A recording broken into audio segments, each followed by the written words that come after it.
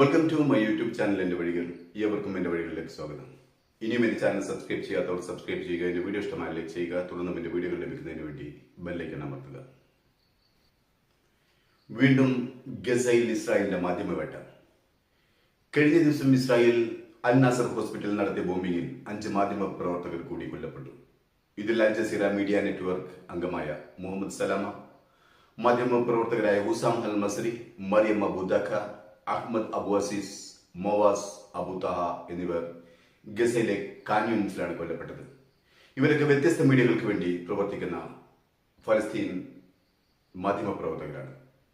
Canada, Egypt, Iran, Saudi Arabia എന്നീ രാജ്യങ്ങൾ 5 മാധ്യമ പ്രവർത്തകരടക്കം നിരവധി പേരുടെ മരണത്തിനിടയാക്കിയ അൽ നാസർ ഹോസ്പിറ്റലിന് നേരെ ഇസ്രായേൽ നടത്തിയ ആക്രമണത്തെ അതിശക്തമായി അപലപിച്ചു. ഡോക്ടേഴ്സ് വിതൗട്ട് ബോർഡേഴ്സ് അഥവാ MSF, ഫോറിൻ പ്രസ് അസോസിയേഷൻ എന്നിവയുൾപ്പെടെയുള്ള അന്താരാഷ്ട്ര മനുഷ്യാവകാശ സംഘടനകളും മാനുഷിക സംഘടനകളും മെഡിക്കൽ തൊഴിലാളികളെ ലക്ഷ്യമിട്ടുള്ള ആക്രമണത്തിൽ കടുത്ത രോഷവും ഞെട്ടലും പ്രകടിപ്പിച്ചിരിക്കുന്നു. ഗസ ഇസ്രായേൽ യുദ്ധത്തിൽ ഇതുവരെ 62,744 പേർ കൊല്ലപ്പെടുകയും 1,58,259 പേർക്ക് പരിക്കേൽക്കുകയും ചെയ്തിട്ടുണ്ട്.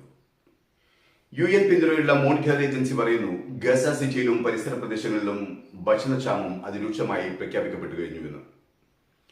1.5 ദശലക്ഷത്തിലധികം പലസ്തീനികൾ വിനാശകരമായ പട്ടിണി സാഹചര്യങ്ങൾ നേരിടുന്നു. ഓരോ ദിവസവും വെള്ളവും ഭക്ഷണവും കിട്ടാതെ മരിക്കുന്ന പലസ്തീനികളുടെ എണ്ണം ക്രമാതീതമായി വർദ്ധിച്ചുകൊണ്ടിരിക്കുകയാണ്. ഗസ നഗരം പിടിച്ചെടുക്കാനുള്ള പദ്ധതി ഇസ്രായേൽ മുന്നോട്ട് കൊണ്ടുപോകുമ്പോൾ വരും തലമുറകളിലെ പട്ടിണി പലസ്തീനികൾക്കിടയിൽ എന്ത് മുറിവുകളാണ് ഉണ്ടാക്കുക എന്ന വലിയ ചോദ്യം ലോകത്തിനു മുന്നിൽ നിലനിൽക്കുന്നുണ്ട്. ഗസ ആരോഗ്യ മന്ത്രാലയത്തിന്റെ കണക്കനുസരിച്ച് US-ന്റെയും ഇസ്രായേലിന്റെയും പിന്തുണയുള്ള GHF സഹായ പ്രവർത്തനങ്ങൾ ഏറ്റെടുത്ത് നടത്തിയതിനു ശേഷം മെയ് മുതൽ 2100 പലസ്തീനികൾ സഹായ കേന്ദ്രങ്ങളിലെ വെടിവെപ്പിലും മറ്റുമായി കൊല്ലപ്പെട്ടിട്ടുണ്ട് എന്നാണ്.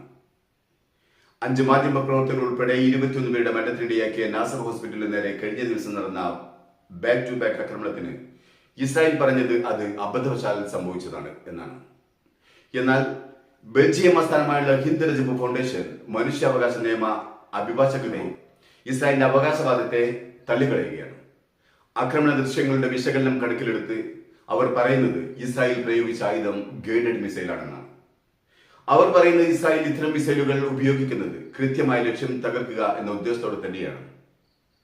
ഈ ആക്രമണം നടത്തുമ്പോൾ അവിടെയുള്ളത് മാധ്യമ പ്രവർത്തകരും ഡോക്ടേഴ്സും മെഡിക്കൽ ജീവനക്കാരുമാണെന്നുള്ളത് സൈന്യത്തിന് അറിയാമായിരുന്നു എന്നാണ് ഒരു വിഭാഗം ഇസ്രായേൽ സൈന്യം അവകാശപ്പെടുന്നത്.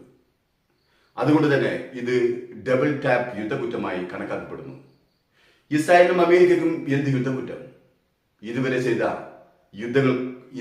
യുദ്ധക്കുറ്റങ്ങൾക്കൊക്കെ അവർക്ക് എന്ത് ശിക്ഷയാണ് കിട്ടിയത്?